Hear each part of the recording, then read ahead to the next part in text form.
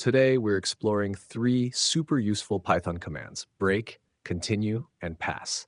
These tricks make your loops smarter and your code cleaner. Don't worry, they're really easy to learn. By the end, you'll be using them like a coding pro. First, I'll explain what each one does in simple terms, and then we'll jump into some fun examples together. So, what's the deal with these three?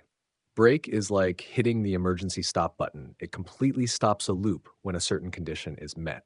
Continue is a little trickier. It skips the current loop iteration and jumps straight to the next one, kind of like saying, nah, not this time, next.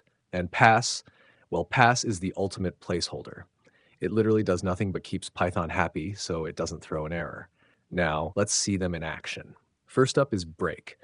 Imagine you're counting numbers, but as soon as you reach 5, you want to stop immediately. That's exactly what break does. It halts everything in the loop right there and nothing after it runs. You'll see numbers 1 through 4 printed and then the loop is done. Next, let's try continue. This one is like saying skip number 3 and keep going. So when you hit 3, the loop ignores that turn but continues counting with the next numbers. You get 1, 2, 4, and 5. See how 3 just disappears? That's continue in action. Finally, we have pass, the lazy command that literally does nothing. You might use it when you're planning to write some code later, but want Python to let you run the program without complaints. It's perfect for empty loops or unfinished functions. If we ran the code without pass, the program would throw an error. And that's a wrap.